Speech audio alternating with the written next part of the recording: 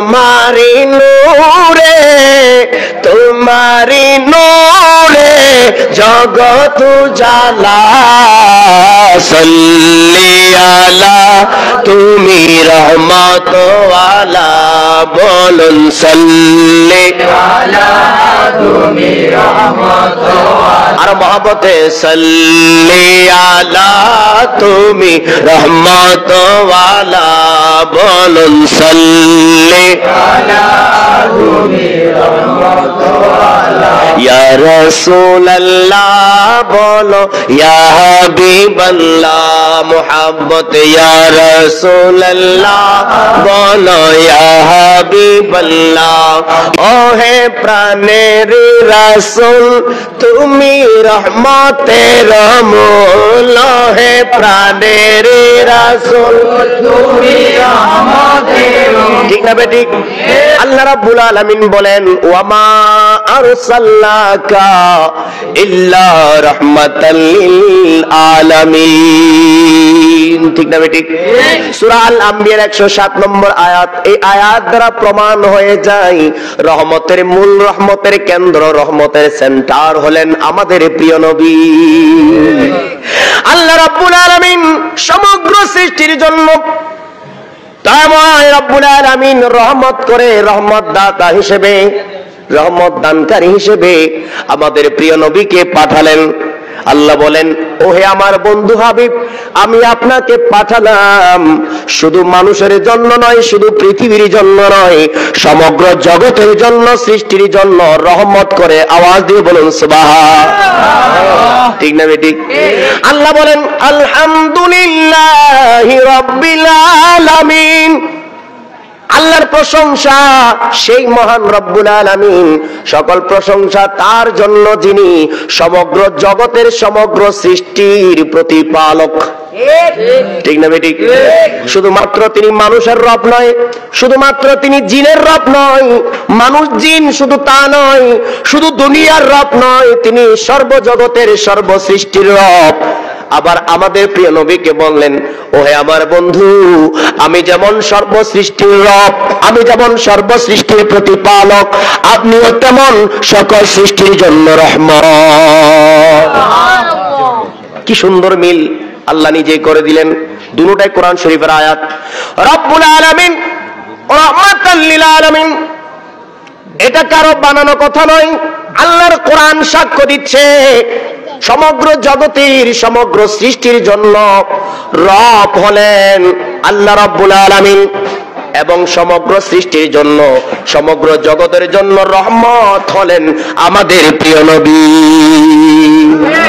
ঠিক না ঠিক প্রিয় নবী শুধু দুনিয়ার নবী নন প্রিয় নবী শুধু মানুষের নবী নন প্রিয় নবী সকলের নবী সকল মানুষের নবী সকল সৃষ্টির নবী ঠিক না বেঠিক ঠিক না ঠিক কি না আল্লাহর প্রিয় নবী শুধু দুনিয়াবাসীর জন্য নন আল্লাহর প্রিয় নবী 18,000 মাখলুকাতের নবী আসমানের দিকে আঙ্গুল মুবারক তুলে দিলেন চন্দ্র ইশারা পেয়ে আল্লাহর প্রিয় নবীর এই শাহাদাত আঙ্গুল মুবারক দেখে বুক ফেটে কুরবান হয়ে প্রমাণ দিলেন ইয়া রাসূলুল্লাহ আমি আপনার জন্য কুরবান ডুবে গেল সূর্য প্রিয় নবীর ইশারা মুবারক পেয়ে আবার উদিত হয়েছেন আবার উদয় হয়ে আসরের ওয়াক্ত হয়েছেন সেটাও প্রিয় নবীর ইশারা পেয়ে তাহলে বোঝা গেল প্রিয় নবী কেবল মানুষের নয় চন্দ্র সূর্যের নবী প্রিয় নবী সকল সৃষ্টি জগতের নবী একদল বেদুইন আসলেন প্রিয় নবীর দরবারে হাদিস শরীফটা সহিহ হাদিস আল্লাহর প্রিয় নবীর দরবারে এসে বললেন ইয়া রাসূলুল্লাহ ইয়া হাবিবাল্লাহ আপনি যদি তারা তো ইয়া রাসূলুল্লাহ বলেন তাদের ভাষা বলেছেন আমি আমারটা বলছি অর্থাৎ আপনি যদি সত্যিকার অর্থে নবী হয়ে থাকেন তাহলে একটা কথা প্রশ্ন আপনার কাছে রাখতে চাই একটা প্রস্তাব আপনাকে দিতে চাই সেটা কি তারা বলল আমরা চাই ওই যে একটা গাছ দেখা যায় ওই গাছটাকে আপনি ডাকবেন এবং আপনার পক্ষে সাড়া দেবে আপনার ডাকে সাড়া দেবে তখনই আমরা বুঝতে পারবো যে আপনি সত্যিকার অর্থে আল্লাহর নবী আরব বেদুইনরা তারা প্রশ্ন করলেন প্রস্তাব দিলেন আল্লাহর প্রিয় নবী বললেন যাও তোমরা গাছের গোড়ায় যাও এবং গাছকে বলো তোমাদের নবী ডাকছে সৃষ্টি জগতের নবী রহমাতুল লিল আলামিন তোমাকে ডাকলো গাছকে বলতে দেরি, গাছ কুরবান হতে দেরি হয় নাই, তার শিকড়গুলো সব তুলে আল্লাহর প্রিয় নবীর দিকে গাছ সহ ঝুঁকে প্রমাণ করলেন, ইয়া রাসূলুল্লাহ, আপনি শুধু মানুষের নবী নন, আপনি আমি গাছের নবী, 18,000 মাখলুকাতের নবী। সুবহানাল্লাহ, ঠিক না বেঠিক? সে আবু জাহেল আল্লাহর প্রিয় নবী, সত্যিকার অর্থে নবী কিনা প্রমাণ চাইল। একবার দুইবার না, অনেকবার চন্দ্র দ্বিখণ্ডিত করা, এটা আবু জাহেলের প্রস্তাব হয়েছে। এরপরে কিন্তু আবু জাহেলের নসিবে ঈমান কবুল হয় নাই, ঠিক না বেঠিক? আরেকবার আসলো, আসার পরে বলল আমার হাতে কি, এটা যদি বলতে পারেন তাহলে আমি কলেমা পড়ব, অর্থাৎ আমি ঈমানদার হব। আল্লাহর প্রিয় নবী বললেন, সংক্ষিপ্ত করে বলছি, আল্লাহর প্রিয় নবী বললেন ঠিক আছে, যদি আমি বলতে পারি তাহলে আপনি ঈমানদার হবেন। আপনি মেনে নিলেন, আপনি ইসলাম কবুল করবেন, মেনে নিলেন। বললেন হ্যাঁ, কেন নয়, কেন নয়, আমি মুসলমান হয়ে যাব। আবু জাহেল মনে করে, আবু জাহেল যেমন মানুষ, আমাদের নবীও মানুষ। আবু জাহেলের দৃষ্টি, কেননা একজন মানুষ স্বাভাবিক করতে আমার হাতে কি আছে সেটা জানতে পারে না আমি ছাড়া, ঠিক না বেঠিক? মানুষের দৃষ্টিতে এটাই স্বাভাবিক, আমার হাতে কিছু লুকিয়ে রাখলে আপনি সেটা বলার কথা না, আপনি সেটা জানার কথা না। আবু জাহেলের দৃষ্টি হলো এমন, তাই সে নবীকে নিজের মতো মনে করে। সে বলল আপনি যদি বলতে পারেন তাহলে আমি অবশ্যই ইসলাম কবুল করব, কেননা তার দৃঢ় বিশ্বাস হলো আল্লাহর নবী জানে না, ঠিক না বেঠিক? এই জমানায় এখনো আবু জেহেলের কিছু অনুসারী আছে, সেটা আবু জেহেলের নামে নয়, মুশরিক নামে নয়, মুসলমান নামে এমন কিছু ব্যক্তি আছে যারা বিশ্বাস করে আল্লাহর নবী কিছু জানে না। নাউজুবিল্লাহ, জোরে বলেন না নাউজুবিল্লাহ। তারা বিশ্বাস করে আল্লাহর নবী কিছু জানে না, নাউজুবিল্লাহ মিন জালিক। আল্লাহর নবীর থেকে সবকিছু জানা হয়, ঠিক না বেঠিক? আল্লাহ রাব্বুল আলামিন কাউকে কিছু জানাই না, প্রিয় নবীর মাধ্যমে সকল সৃষ্টিকে জানাই। আল্লাহ নিজে এসে আমাদেরকে কোরআন বলে নাই, আল্লাহর প্রিয় নবীকে কোরআন দিয়েছেন, তাই আমরা কোরআন পেয়েছি, ঠিক না বেঠিক? আল্লাহ রাব্বুল আলামিনের বিধান হলো সরাসরি সৃষ্টি জগৎকে কিছু জানান না, আল্লাহর বিধান এটাই, সেটা হলো আল্লাহর প্রিয় নবীকে মাধ্যম করে সৃষ্টি জগতের কাছে সবকিছু জানান দেন। قالوا ما أنتم إلا بشر مثلنا। সূরা ইয়াসিনের মধ্যে আল্লাহ এটা বলছেন কাদের জন্য? যারা কাফের, মুশরিক, বেঈমান, তারা সব সময় সব যুগে নবী রাসূলদেরকে নিজেদের মতো মনে করত, নিজেদের আয়নায় নবী রাসূলকে দেখতো, নিজে যেমন মানুষ নবী রাসূলকেও তেমন মানুষ মনে করত। আল্লাহ নিজে আমাদেরকে বলে দিলেন, ও আমার বান্দারা শোনো শোনো, যারা নবী রাসূলকে নিজের মতো মানুষ বলে নিজের মতো দাবি করে, তারা মূলত মুসলমান নয়, তারা কাফের, মুশরিক, বেঈমান। সূরা ইয়াসিন সবাই পড়েন, এই আয়াত শরীফটা মিলিয়ে দেখবেন, ক্বালু বহুবচন, এর মানে আদম আলাইহিস সালামের সৃষ্টির পর থেকে, দুনিয়াতে আগমনের পর থেকে যত নবী রাসূল দুনিয়াতে আসছেন, শুধু আমাদের নবী নন, সকল নবী রাসূলের উম্মত দাবিদারের মধ্যে সব নবী রাসূলের সমসাময়িক এমন কিছু ব্যক্তি ছিল, তারা মনে করত নবী রাসূল আমাদের মতো, কেননা দুনিয়ার সিস্টেম তো একই, তারাও তো সিস্টেম অনুযায়ী আসছে, তাই স্বাভাবিকভাবে তারা মনে করত আমাদের মতো, দেখতে তো মানুষের সূরত, তাই তারা মনে করত আমাদের মতো, তাদের সাথে একসাথে একই এলাকায় বসবাস, ঘরের মধ্যে বসবাস, বাজারে যায়, হাটে যায়, সবকিছু করে, বিবাহ শাদী, সেজন্য তারা মনে করত আমাদের মতো। কিন্তু আল্লাহর বিধান তো কি? আল্লাহর বিধান হলো আমি নবী রাসূলকে মানুষকে বোঝানোর জন্য, মানুষকে হেদায়েতের জন্য মানুষের সূরতে পাঠাই, কিন্তু আসলে নবী রাসূলের হাকিকত তা নয়। মানুষের মৃত্যু হয়, দুনিয়ায় শেষ হয়, আমার নবী রাসূলের কোনো মৃত্যু নাই। আওয়াজ দিয়ে বলুন সুবহানাল্লাহ। হযরত ঈসা আলাইহিস সালাম আসমানে, তিনি আবার দুনিয়াতে আসবেন কিয়ামতের আগে, শুনছেন নাকি? নাকি আমি নতুন বললাম? ঈসা আলাইহিস সালাম আবার আসবে কিনা? আসবে। তাহলে বোঝা গেল স্বাভাবিক মানুষ এই কাজ করতে পারে না, মানুষের পক্ষে এটা সম্ভব নয়। আল্লাহর নবী রাসূল হলে সেটাই হয়, আল্লাহর বিধানটাও তাই, ঠিক না বেঠিক? তারা স্বাভাবিকভাবে আমাদের জন্য হেদায়েতের বাণী নিয়ে আল্লাহর রাসূলের দিকে নিয়ে যাওয়ার জন্য আমাদের সমাজে আগমন করেন। আমাদের সাথে চলাফেরা করেন, তাই বলে নবী রাসূল মানুষের মতো নয়। সূরা ইয়াসিনের মধ্যে বলে দিলেন সে সব যুগে সব সময়ে নবী রাসূলদেরকে কিছু কিছু ব্যক্তি ছিল শয়তান ছিল, তারা মনে করত নবী রাসূলুল্লাহ আমাদের মতো। আওয়াজ দিয়ে বলেন নাউজুবিল্লাহ।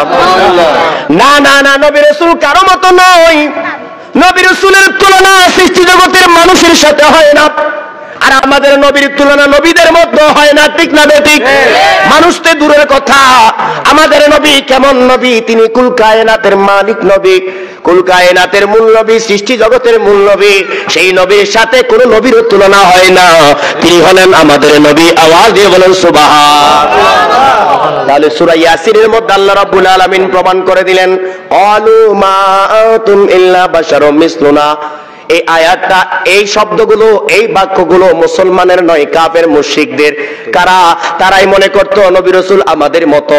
আর আমরা যারা মুসলমান, আমরা কখনো ভাবতে পারবে না নবী রাসূল আমাদের মতো, ঠিক না বেটি? শুধু আমরা কেন, কোন নবী রাসূলও ভাবতে পারবে না যে নবী রাসূল আল্লাহর প্রিয় নবী, প্রিয় হাবিব, সেটা আমার মতো কোন নবী রাসূলও সে কথা বলে না, ঠিক না বেটি? সেখানে উম্মত তো অনেক দূরের কথা, কোন নবী রাসূল দাবি করে নাই নবী রাসূল আমার মতো, বরং এটা বলেছেন আমরা সেই নবীর উম্মত হতে চাই যেই নবীর জন্য আল্লাহ কুল কায়নাত সৃষ্টি করেছেন। আওয়াজ দিয়ে বলে সুবহানাল্লাহ।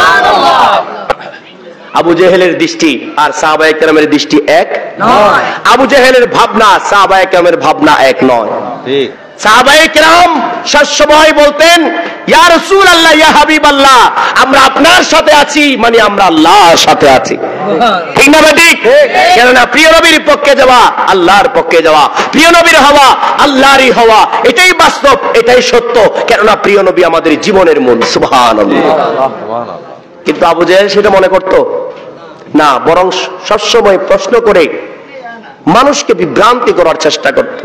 তাহলে কি বলছিলাম, আবু জেহেল আসলো, যদি বলতে পারেন আমার হাতে কি, তাহলে আমরা আপনাকে নবী মানব, ইসলাম কবুল করব। আল্লাহর প্রিয় নবী বললেন ঠিক আছে, আপনি বলেছেন আপনার হাতে কি সেটা বলার জন্য, কিন্তু আমি নবী বললাম আপনার হাতে কি সেটা আমি বলতে হবে না, আপনার হাতে যেটা আছে সেটাকে বলেন, আমি কে? আওয়াজ দিয়ে বলুন সুবহানাল্লাহ। এই কথা বলার পরে আবু জেহেল আরো চান্স পেয়ে গেল, এটা তো আরো অসম্ভব, এটা আরো অসম্ভব। কেননা সে জানে তার হাতে কঙ্কর আছে, পাথর আছে, ঠিক না বেটি? সে তো জানে তার হাতে পাথর আছে। প্রিয় নবী যেহেতু বললেন ওই পাথর কিভাবে কথা বলবে, তাই এটাতে আরো বেশি রাজি হয়ে গেল। এরপরে আবু জেহেল বলল এই পাথর দেখি বলো ইনি কে? তখন পাথর থেকে আল্লাহর কুদরতি ভাবে জবান বের হয়ে গেল। আওয়াজ দিয়ে বলুন সুবহানাল্লাহ। আল্লাহ চাইলে বের হয় কিনা? আল্লাহ চাইলে জড় পদার্থ কথা বলতে পারে। উস্তুনা হান্নানা তার উজ্জ্বল দৃষ্টান্ত।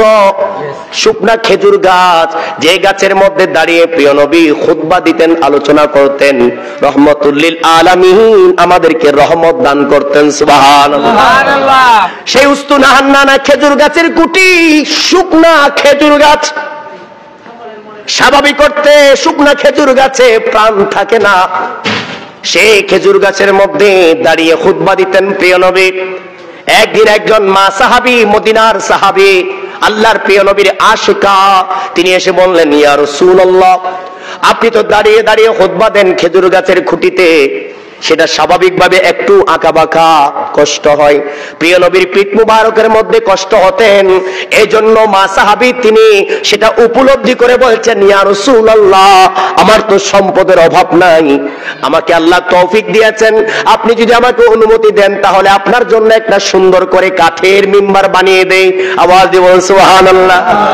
ঠিক না বেটি? সম্পদ কোন জায়গায় খরচ করতে হয় সেটা আমাদেরকে শিখালেন। আমাদের সম্পদ তো এলোমেলো জায়গায় খরচ করি, বন্ধু বান্ধবের সাথে অনৈতিক কাজে আমরা খরচ করতে অভ্যস্ত না। আল্লাহ এবং রাসূলের প্রেমে সম্পদ খরচ করলে আল্লাহ সেই সম্পদ আরো বাড়িয়ে দেন। ঠিক না বেটি? আর জোরে বলেন ঠিক কিনা? প্রিয় নবীর প্রেমে সম্পদ দিবেন, টাকা দিবেন, পয়সা দিবেন, সালাতুস সালাম মাহফিলে অংশগ্রহণ করবেন। আল্লাহ এবং রাসূলের পূর্ণ দিন, কলেমা কারবালার দ্বীনকে প্রতিষ্ঠিত করার জন্য যদি খরচ করেন তাহলে সেই খরচটা কাজে আসবে। গাড়ি বাড়ি টাকা পয়সা আয় ইনকাম কত কিছুতে আমরা টাকা পয়সা সম্পদ খরচ করি, কিন্তু যে সম্পদগুলো ফাইনালি আলটিমেটলি আমাদের কোনো কাজে আসে না। ঠিক না বেঠিক? সম্পদ নষ্ট হয় কিন্তু আর ফিরে আসে না। আল্লাহ রাসূলের প্রেমে সম্পদ খরচ করলে সেটা আবার ফিরে আসে, সেটা আবার কি হয়? ফিরে আসে। আল্লাহর প্রিয় নবীর সাহাবী, সেজন্য সাহাবী শুধু পিতাদের মধ্যে ছিল তা কিন্তু নয়, আমাদের ঈমানি মা জান যারা, ঈমানি মায়েরা, তারাও প্রিয় নবীর প্রেমে সম্পদ খরচ করতেন। আপনারা জানেন উম্মুল মুমিনিন মা খাদিজাতুল কুবরা রাদিয়াল্লাহু তাআলা আনহা, তিনি আল্লাহর প্রিয় নবীর স্ত্রী, আমাদের মা।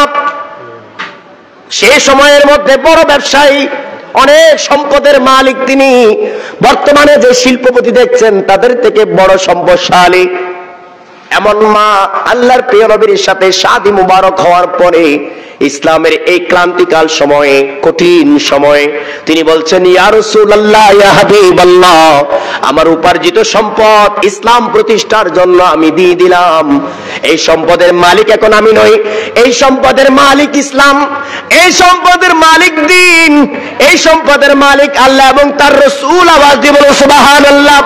কয়জন আছে এমন পৃথিবীতে দৃষ্টান্ত কার আছে? আমাদের মা হওয়ার পরেও তিনি তার সম্পদগুলো প্রিয় নবীর প্রেমে কুরবান করে দিয়ে বললেন, ইয়া রাসূলুল্লাহ, এই সম্পদ আপনি খরচ করবেন, যখন যেটার প্রয়োজন সেটাই করবেন। তার সকল উপার্জিত সম্পদগুলো প্রিয় নবীর দ্বীন প্রতিষ্ঠায় দান করে দিলেন। সুবহানাল্লাহ। ঠিক না বেটি? মায়ের অবদান কম আছে? ইসলাম প্রতিষ্ঠায় মা বাবার মাদের অবদান কি কম আছে? কোন কালে কোন সময়ে মাদের অবদান কম নাই। আজকের ওলি গৌস কুতুব আজকে যার ওরস করতেছেন, ইনাকেও দুনিয়াতে আনছেন একজন মা। ঠিক না বেটি? যত ওলি গৌস কুতুব সবই মায়ের গর্ভ দিয়ে আসছেন। ঠিক না বেটি? তাহলে মায়ের অবদান কত? ওলি গৌস কুতুব সাধনা তো হয়েছে ওকে, কিন্তু সেই ওলিকে দুনিয়া দেখিয়েছেন তিনি হলেন মা। মাকে ছোট করার দেখার কোনো সুযোগ নাই। মাদের কারণে ইসলাম পেয়েছি, দ্বীন পেয়েছি, মান পেয়েছি। সেজন্য আল্লাহর প্রিয় নবী মাদেরকে সবসময় অগ্রাধিকার দিতেন। একজন প্রিয় নবীর সাহাবী আল্লাহর প্রিয় নবীর দরবারে গিয়ে বললেন, ইয়া রাসূলুল্লাহ, ইয়া হাবিবাল্লাহ, আমি আমার মা এবং বাবার মধ্যে কাকে বেশি অগ্রাধিকার দেব, কার সেবা বেশি করব, কার প্রতি সদাচরণ দেখাবো বেশি? আল্লাহর প্রিয় নবী বলেন, উম্মুকা, তোমার মায়ের প্রতি তুমি অগ্রাধিকার থাকো, অগ্রণী থাকো। এরপরে বলছেন, ইয়া রাসূলুল্লাহ, এরপর আমি কাকে সম্মান করব? আল্লাহর প্রিয় নবী বললেন, তুমি এরপরও তোমার মায়ের সম্মান করো। আবার বললেন, ইয়া রাসূলুল্লাহ, ঠিক আছে, তারপর কাকে সম্মান করব?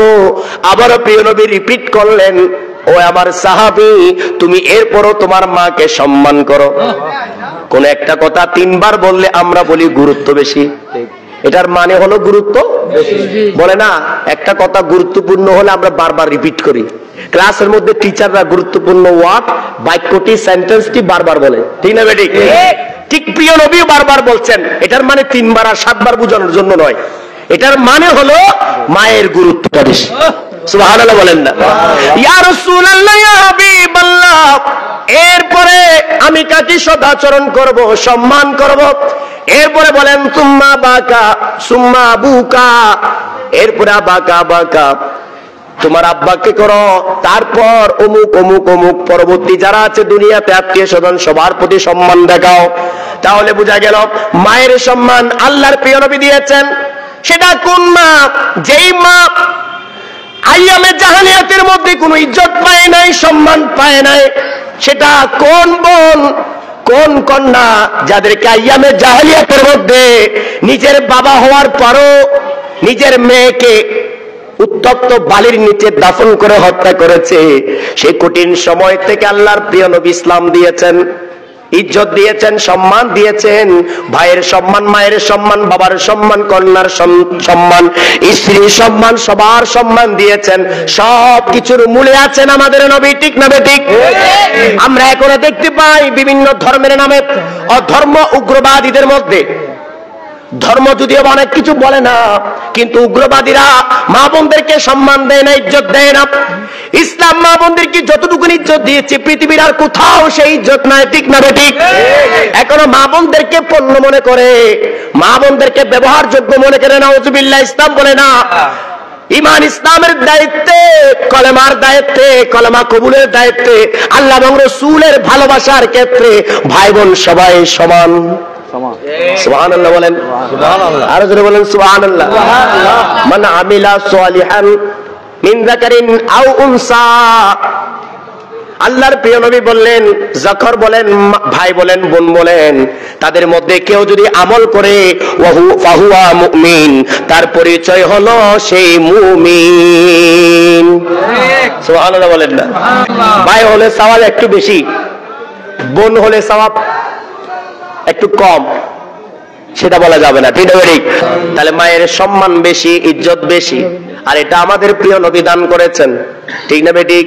কোন ধর্মের মধ্যে সম্মান ইজ্জত নাই। দেখেন, একজন বোনকে তার স্বামীর ভাগ আছে, বাবার ভাগ আছে, তার পুত্রের ভাগ আছে, অনেক ভাগ দেওয়া হয়। পৃথিবীর মধ্যে এমন কোন জায়গা নাই, ধর্ম নাই, যেখানে মা বোনদেরকে সম্পদের এত ভাগ দেওয়া হয়, ঠিক না ঠিক? তাহলে ইসলাম কত সুন্দর করে আমাদেরকে ইজ্জত দেন, সম্মান দেন, সেটাই প্রমাণ করতে চেয়েছিলাম। আল্লাহর প্রিয় নবীর সাহাবী, ইয়া রাসূলুল্লাহ, ইয়া হাবিবাল্লাহ, আপনি এতদিন পর্যন্ত এই মিম্বারে দাঁড়িয়ে খুতবা দিচ্ছেন, আমার কষ্ট হয়, একটু আমাকে অনুমতি দিন, আমি আপনার জন্য একটা মিম্বার তৈরি করি। তখন প্রিয় নবী বললেন, ঠিক আছে, তুমি মিম্বার বানাও। এরপরে সবচেয়ে দামি কাঠ, দামি গাছ দিয়ে তিনি একটা সুন্দর মিম্বার তৈরি করলেন, আল্লাহর প্রিয় নবীর দরবারে উপহার দিলেন। এই উপহার দেওয়ার পরে আল্লাহর প্রিয় নবী খুশি হলেন। এরপর সাথে সাথে এই নতুন মিম্বারের উপর দাঁড়িয়ে গেলেন খুতবা দিবেন। সাহাবায়ে কেরাম বর্ণনা করছেন, ওই খুতবার দিনে সাহাবায়ে কেরাম সবাই নামাজরত অবস্থায় আছেন, ইবাদত বন্দেগী করছেন, এবং আল্লাহর প্রিয় নবীর আওয়াজ শুনে, নতুন মিম্বার দেখে সবাই আনন্দিত, উচ্ছ্বাসিত। হঠাৎ করে মানুষের মতো, ছোট বাচ্চাদের মতো একটা কান্নার আওয়াজ শোনা গেল। কিসের আওয়াজ? সবাই আসছেন, আনন্দ পাচ্ছেন। আল্লাহর প্রিয় নবীর নতুন মিম্বার, উস্তুনে হান্নানা, খেজুর গাছের কুটি বাদ দিয়ে একটা নতুন মিম্বারে দাঁড়িয়ে প্রিয় নবী খুতবা দিচ্ছেন। এরপরে আল্লাহর প্রিয় নবী দাঁড়িয়ে গেলেন মিম্বারের মধ্যে, আর এদিকে উস্তুনে হান্নানা থেকে কান্নার আওয়াজ। সাহাবায়ে কেরাম বুঝতে পারলেন না, কেননা তারা তো এটা খেয়াল করেন নাই যে গাছ থেকে মানুষের আওয়াজ বের হতে পারে, ঠিক না বেটি? গাছ থেকে মানুষের আওয়াজ বের হতে পারে, সেটা তারা খেয়াল করেন নাই। তারা একজন অপরজনের চেহারা দেখে কিন্তু সবাই তো উচ্ছ্বাসিত, অবাক চিত্তে দেখে আছেন। একজন অপরজনের চেহারা দেখে কিন্তু কে কান্না করে সে কেউ বের করতে পারে না। আল্লাহর প্রিয় নবী হঠাৎ করে নতুন মিম্বার থেকে নেমে যখন খেজুর গাছের ওই খুঁটি, ওই খাম্বা, ওই মিম্বার যেটাতে একটু আগে দাঁড়িয়ে প্রিয় নবী খুতবা দিয়েছেন, সেটাকে যখন মানুষের মতো করে প্রিয় নবী জড়িয়ে ধরলেন, এরপরে সাহাবায়ে কেরাম নিশ্চিত হলেন এটা মানুষের কান্না হলো, মানুষে কান্না করে নাই, এটা হলো এই খেজুর গাছের, শুকনা খেজুর গাছের কান্না। খেয়াল করবেন, প্রিয় নবী প্রেম থাকলে যেটা প্রাণ নাই সেখানেও প্রাণ আসে। আমি এটা বলতে চেয়েছিলাম। আল্লাহর প্রিয় নবীর প্রেমের দৃষ্টান্ত, শুকনা গাছ থেকে কান্নার আওয়াজ। শুধু তা নয়, প্রিয় নবী যখন জড়িয়ে ধরলেন তখন বললেন, ওহে উস্তুনে হান্নানা, বেশি করে কান্না করেছেন তাই বলা হয় উস্তুনে হান্নানা। তুমি কি চাও, কি চাও, কেন তুমি কান্না করছো? আল্লাহর প্রিয় নবীকে যখন এই কথা বললেন তখন উস্তুনে হান্নানা বললেন, ইয়া রাসূলুল্লাহ, ইয়া হাবিবাল্লাহ, আমার একটাই ব্যথা, একটাই যন্ত্রণা, সেটা হলো এই আপনি নতুন মিম্বারে উঠেছেন, আমাকে ছেড়ে দিলেন, আপনার সঙ্গ ছেড়ে, আপনার স্পর্শ আমার থেকে আলাদা হয়ে যাওয়ার কারণে আমি আর শান্তি পাচ্ছি না, আমি কষ্ট পাচ্ছি, তাই আমি কষ্টে কান্না করছি। আওয়াজ দিয়ে বলি সুবহানাল্লাহ। প্রিয় নবীর প্রেম, সঙ্গ, স্পর্শ একটা গাছে বুঝে, ঠিক না বেটি? প্রিয় নবীর স্পর্শ একটা গাছে বুঝে, তাও শুকনো খেজুর গাছ। আমরা আশরাফুল মাখলুকাত, আবার তার মধ্যে কুনতুম খায়রা উম্মাতিন উখরিজাত লিন-নাস, আমরা উম্মতগুলোর মধ্যে সর্বশ্রেষ্ঠ উম্মত। প্রিয় নবীর কারণে এই মর্যাদা আমরা পেয়েছি আল্লাহ তাআলার পক্ষ থেকে, ঠিক না বেঠিক? উম্মত শুধু আমাদের নবীর নয়, সকল নবীর উম্মত আছে, কিন্তু কাউকে যদি বলা হয় সর্বশ্রেষ্ঠ উম্মত কারা, তখন অবশ্যই বলতে হবে সর্বশ্রেষ্ঠ উম্মত হলেন আমাদের প্রিয় নবীর উম্মত, ঠিক না বেঠিক? উস্তুনে হান্নানা কান্না করে, উস্তুনে হান্নানা প্রিয় নবীকে বুঝতে পারে, কিন্তু আমরা বুঝতে পারি না। বুখারী মুসলিম শরীফের হাদিস, কারণ বানানো কাহিনী বা কিচ্ছা নয়। উস্তুনে হান্নানা কান্না করে প্রমাণ করেছেন, প্রিয় নবী প্রেমের প্রকাশ করেছেন, ইয়া রাসূলুল্লাহ, আপনি ছাড়া আমার কোনো উপায় নাই, আপনি ছাড়া আমার কোনো উপায় নাই। প্রিয় নবী যে সকলের নবী, সকল সৃষ্টির নবী, 18,000 মাখলুকাতের নবী, আল্লাহর নবী, সেটার একটা দৃষ্টান্ত এই উস্তুনে হান্নানা, ঠিক না বেঠিক?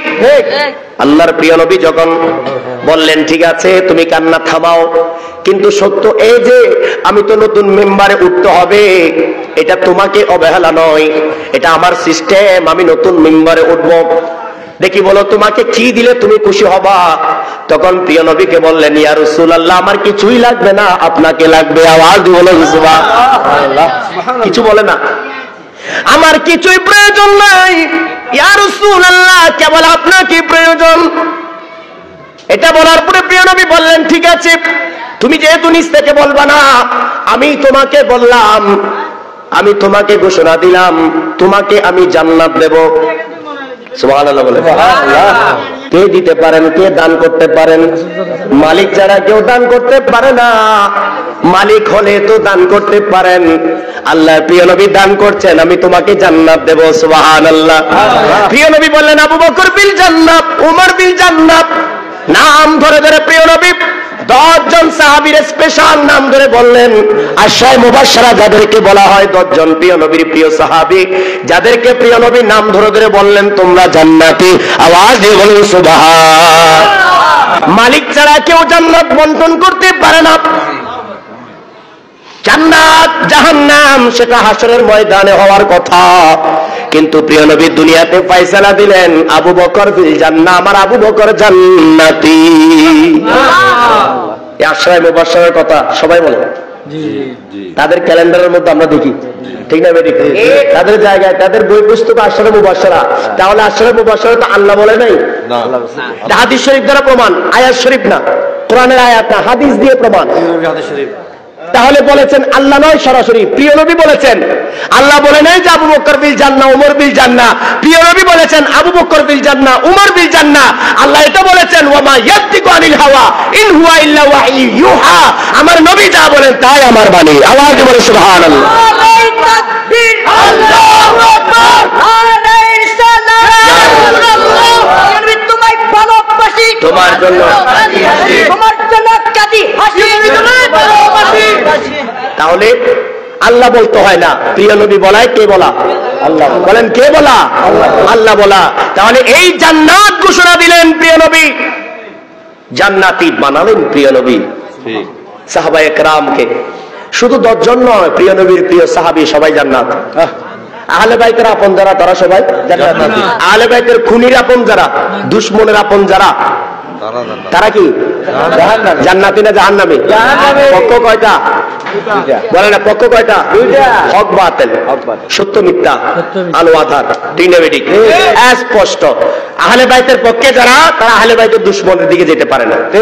যারা আহলে বাইতের খুনি দুশমনের দিকে যায়, তারা আহলে বাইতের আপন নয়, তো আল্লাহ এবং রাসূলের আপন নয়।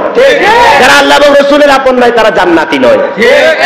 তাহলে প্রিয় নবী বললেন, উস্তুনা হান্নানা, আমি তোমাকে জান্নাত দিলাম, আমি তোমাকে জান্নাতি ঘোষণা দিলাম। প্রিয় নবী মালিক তাই জান্নাত দিয়েছেন, ঠিক না বেঠিক? আল্লাহ বলেন, আমি সৃষ্টি জগৎ সবই সৃষ্টি করলাম, ইন্না আ'তাইনাকাল কাউসার। আওয়াজ দিয়ে বলুন সুবহানাল্লাহ। ও আমার নবী, নিশ্চয় নিশ্চয় আমি আপনাকে সকল কিছুর মালিক বানাই দিলাম। এটার অনেক ব্যাখ্যা আছে, সহজ কথাটা বললাম। আপনাকে আমি কাউসার দিলাম, কাউসার, আল কাউসার মানে যার কোনো শেষ নাই, আলিফ লাম ইস্তেগরাকি, অর্থাৎ যত কল্যাণ নিয়ামত বরকত সালামত আছে সব কিছু আপনাকে আমি দান করে দিলাম। সুবহানাল্লাহ। আমি কোনো স্বার্থ চাই না। ও আমার নবী, আমি আপনাকে দান করেছি, এর বিনিময়ে কিছু আমি চাই না। কেননা আমি আপনাকে চাই, আপনার ভালোবাসা চাই, যে আপনাকে চাইবে সে আমি আল্লাহকে পাবে। আমরা দান করলে একটা স্বার্থ থাকে, দুনিয়ার মানুষের একটা স্বার্থ থাকে। শিল্পপতি যখন কোনো কিছু দান করবে মনে করতে হবে সে কর ফাঁকি দেওয়ার জন্য করে। কিছু ভালো মানুষও আছে, আছে কি নাই? আবার কিছু দান সৎকার নামে কর ফাঁকি দেয়, রাষ্ট্রীয় সম্পদ নষ্ট করে, আছে। কিন্তু এটা আমি যেটা বলছি সাবধান, আছে কি নাই? আছে। সব দানের পেছনে একটা না একটা হাকিকত আছে, স্বার্থ উদ্দেশ্য আছে। কিন্তু আল্লাহ যে দান করলেন কোন স্বার্থ আছে? সেজন্য তোই না বলেছেন।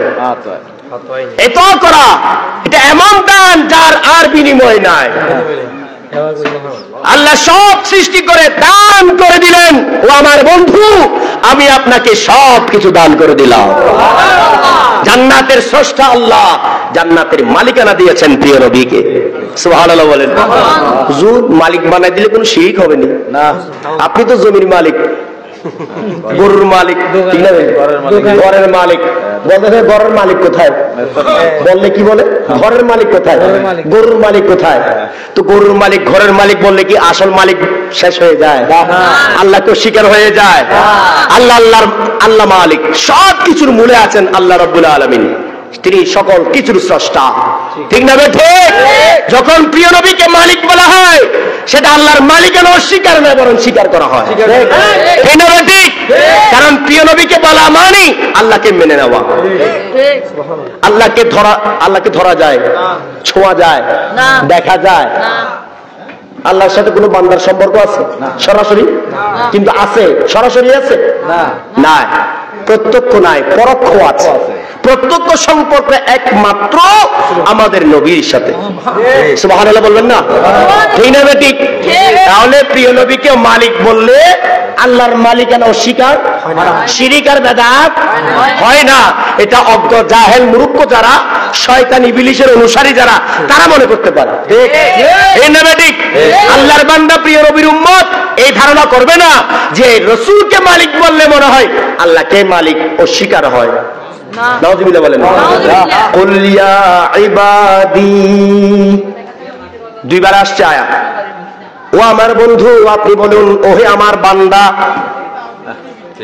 কাকে বলতেছেন? প্রিয় নবীকে। আর প্রিয় নবী উম্মতকে বলতেছেন আমার বান্দা। বান্দা কার?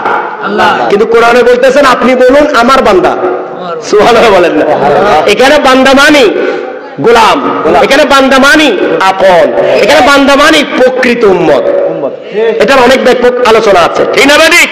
তাহলে কুল ইয়া ইবাদি, আল্লাহ কোরআন বলছে ও আমার বন্ধু আপনি বলুন, আপনার উম্মতকে বলুন ও আমার বান্দা। সুবহানাল্লাহ বলেন। তাহলে এখানে প্রিয় নবীর গোলাম হলে শিরিক আর বেদাত হয় না, বরং আল্লাহর গোলাম হয়। ঠিক। প্রিয় নবীর আপন আল্লাহর আপন, প্রিয় নবীর গোলাম আল্লাহর গোলাম, প্রিয় নবীর পক্ষ আল্লাহর পক্ষ, ঠিক না? ঠিক। বুঝার জন্য বলছিলাম, আসল মালিক স্বীকার হয় না। তোমাকে জান্নাত দেব।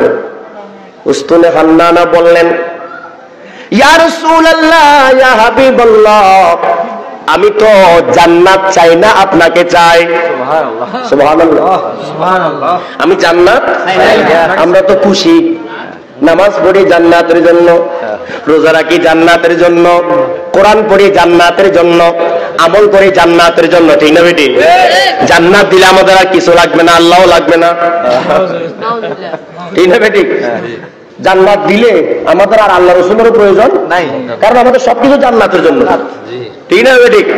আপনাকে যদি ঘোষণা দেওয়া হয় আপনি জান্নাতি, বাস কালকে থেকে দেখবেন যে নামাজ কালাম ছাড়ে দিলেন, আর কোনো দরকার নাই। কিন্তু সাহাবায়ে কেরামকে জান্নাতি বলার পরে সাহাবায়ে কেরাম আরো বেশি দায়িত্ব পালন করলেন।